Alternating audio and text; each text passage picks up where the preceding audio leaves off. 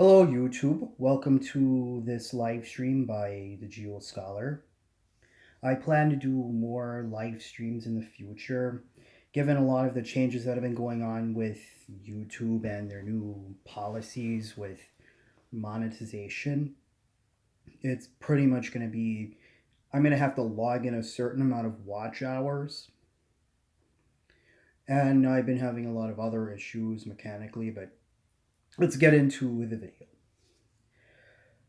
The tanker, the liquefied natural gas tanker, the Edward Toll, sailed out of Korea and it crossed the Arctic. It crossed the Arctic this month without the aid of an icebreaker. Now, this is the Arctic. This is the Arctic we're talking about, and it's February. You are crossing the Arctic Ocean. The Arctic Ocean, it's winter. It's supposed to be locked up of ice in most places. You're not supposed, aside from the Russian port of Murmansk, which tends to remain ice free thanks to the Gulf Stream, for the most part, the Arctic Ocean is frozen over. It's got an ice cover. Well, through this time around, yeah, it hit some ice, but the Edward Toll was able to take its liquefied natural gas to the port of Montoire, France, without the aid of an icebreaker. What makes this so significant is that this is winter, and you're not supposed to be able to do something like that. And because of that, a lot of people are going to look at this as amazing. It's like, how'd you do it? How'd you do it? How'd you do it? Well, you can really think about the thinning of the Arctic ice because over the last decade or so, the maximum for the ice cover in the winter for the Arctic Ocean has been declining. There has been a decline in the Arctic sea ice over the last decade, and with that being said, this is what made that trip across the Arctic so easy. One thing about the Arctic, you have the Northern Sea route. You have a route.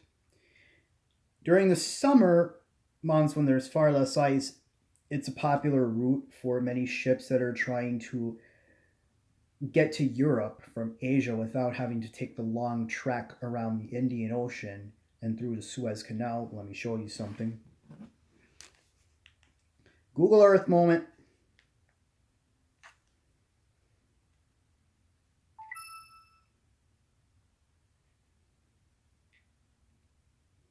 Where's Google Earth?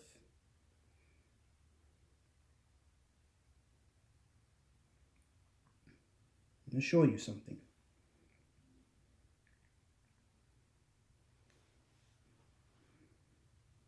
No, that's not what I wanted to show you, but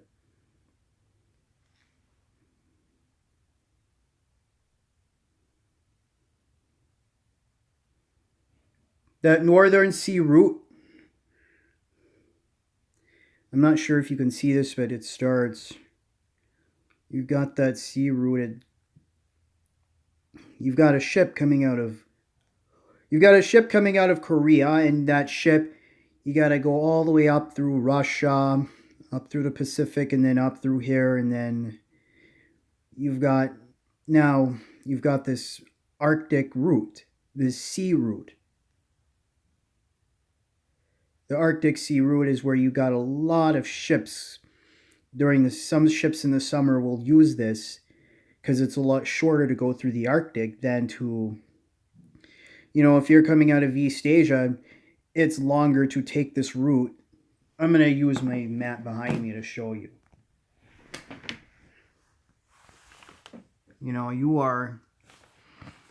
You're here in East Asia, you're in China, Japan, South Korea, that region, and you want to circumnavigate. You have to navigate through the Indian Ocean, And it used to be ships had to go all the way down through here, Cape of Good Hope, and but ships would have to go through the Indian Ocean and have to go through the Suez Canal, which is right around there. You have to go through the Suez Canal to get up into the Mediterranean.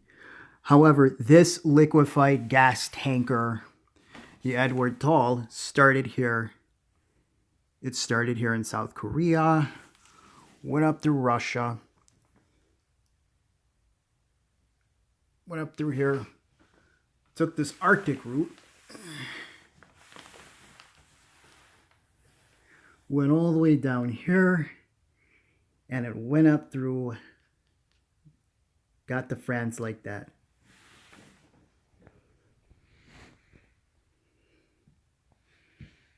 That is a big part of how that worked. That is why you had the situation where it's ice free, and a lot, and with the thinning of the ice in the Arctic Ocean, more and more shipping companies are considering using that as an option because it's a lot shorter than traversing the Indian Ocean and the Suez Canal to get into Europe. One particular port city, Murmansk, Russia. Google Earth.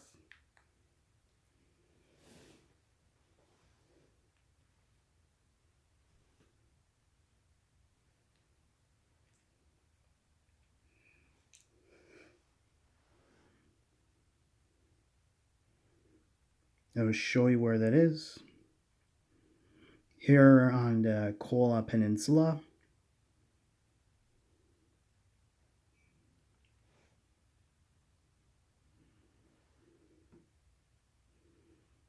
If we can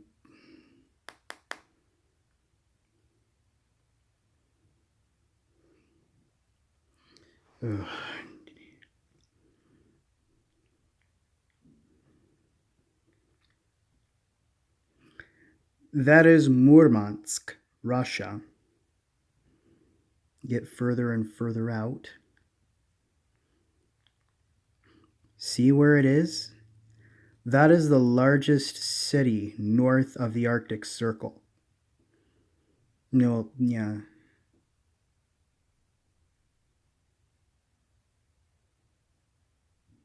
The largest port. That is the largest port city north of the Arctic Circle. That makes it the largest Arctic port in the world. Hello, Steve. How are you? Yeah, that's the thing about, that's what makes this so significant. The Arctic Sea Route, the northern, I get them, except the Northern Sea Route is being used more and more as an option for ships to go by. And because of that, you have to think about the economics, you have to think about, because time is a major factor. Time, space, that is all a major factor. All a big factor for trying to get goods shipped. Yeah. Oh yeah. Oh yeah, Steve, I know the feeling about trying to get subscribers. I'm trying to get subscribers too. But the thing about shipping, because time, they say time is money. Time's more valuable than money. Because you can make money, but if you waste time, you're going to waste money. And, more and more ships are looking for shorter routes, and the Northern Sea route is being looked at as a viable option. The thing about it is, given the climate, given the fact that normally the Arctic Ocean is locked up in ice for much of the year, with the exception of a few places, that option is not often looked at too much. Now, for the port city of Murmansk, it's a port that can, receive goods. it's a port. You've got the Arctic Ocean over there, and it's like because of the Gulf Stream, because of the North Atlantic Drift that goes all the way up to the Kola Peninsula, that part, Murmansk still has a subarctic climate. It gets very cold, but the water is less likely to freeze over there because of the warm current, the relatively warm current. Whereas if you get to any other part of the Arctic Ocean, it's just going to be locked up in ice. And so, yeah, goods could come out of Murmansk and go down through Europe, but it's going to be very hard for goods to come out of Asia to go through the Arctic to get to Murmansk. But let's get back to the Edward Toll. That ship. I really want to go to Greenland. Don't ask. Oh, yeah, I got a video about Greenland. I have a video about Greenland, and it's actually one of the more popular videos on my channel.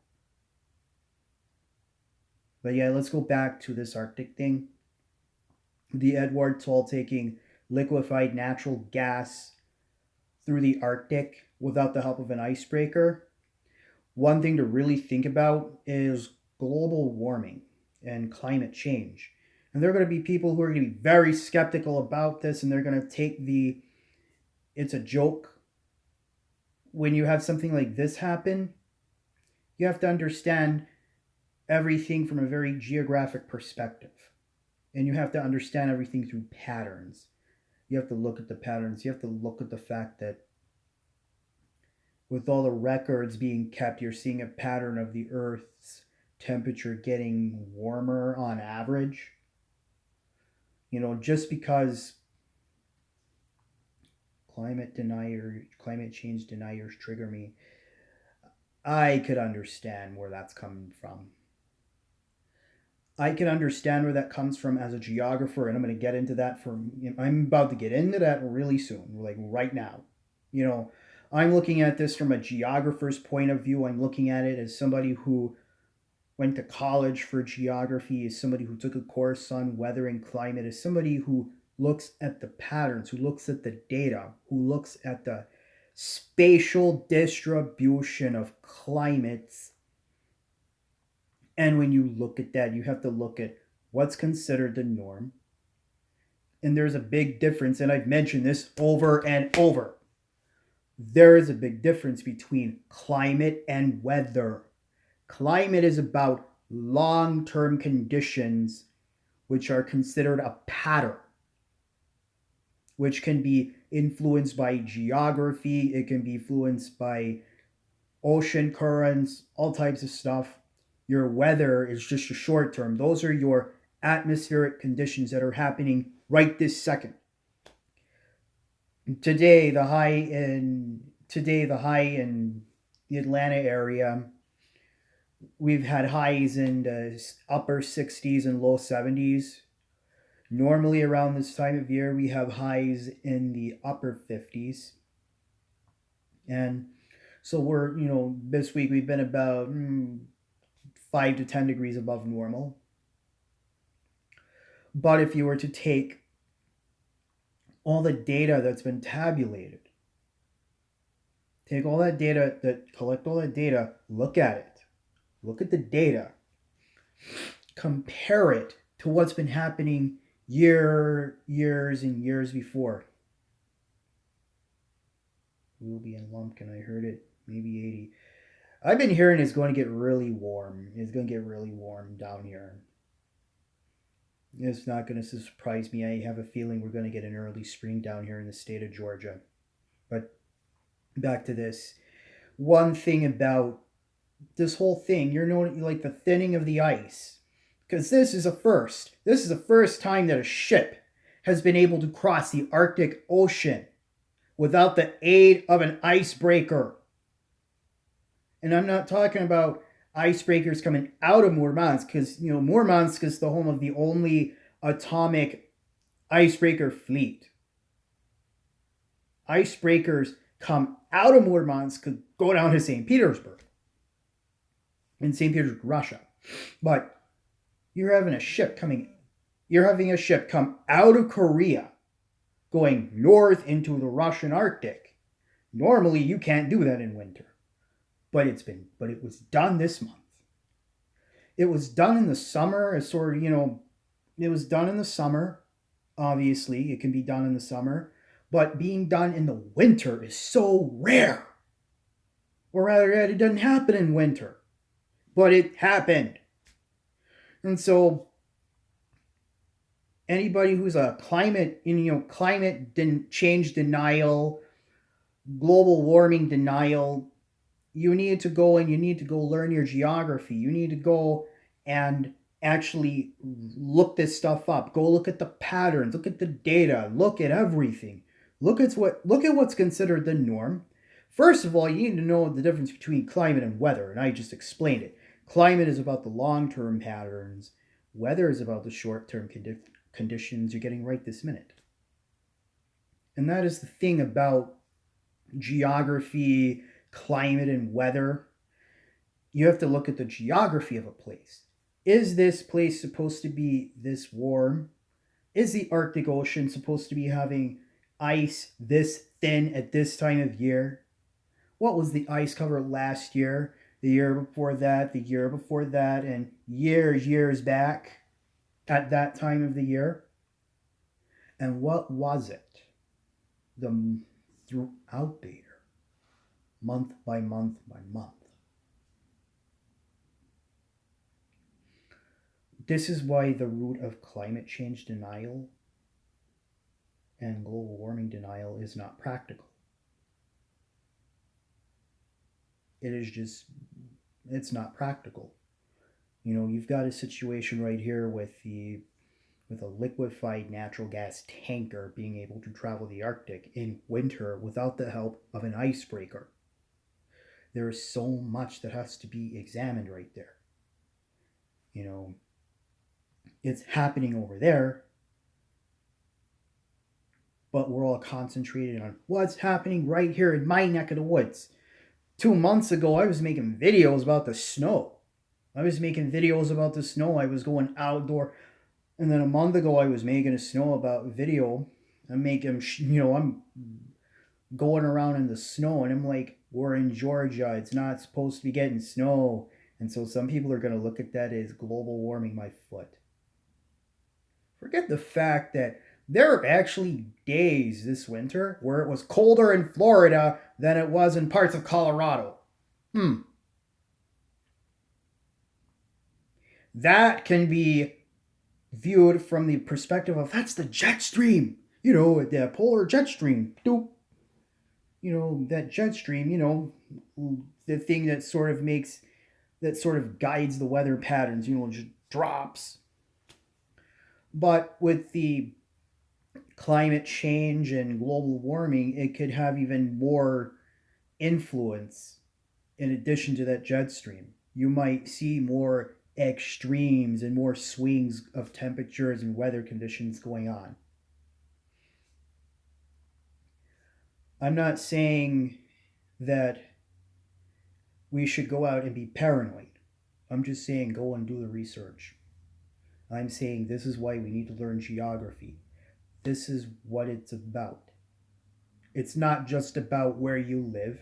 It's about what's happening miles away, because what happens miles away could affect you right here too. You might have some cyclone hitting Great Britain or Ireland, and over here we might be mired in a cold blast because of the way the jet stream was working. That jet stream could be guiding storms of that way and be guiding cold weather our way. And that's the thing about, and it goes back with this whole subject about the liquefied natural gas tanker coming out of South Korea and going to France without the aid of an icebreaker. And that, it's amazing that it can be done in winter. It should also make you think. That's not supposed to happen. Not supposed to. And this is why you need to learn about geography and weather. You should learn about it. And that is all that I have to say about this. If you like this video, leave a comment in the description. If you want, because this is being recorded live. If you see the replay, be sure to comment, like, subscribe, and check out more videos on my channel and share my videos with other people, because that's literally how my stuff gets out there. Share it, tell other people about this channel, because that's literally how my videos are going to be seen. That's how you get a message out there. So later, this is the Geo Scholar. Till next time.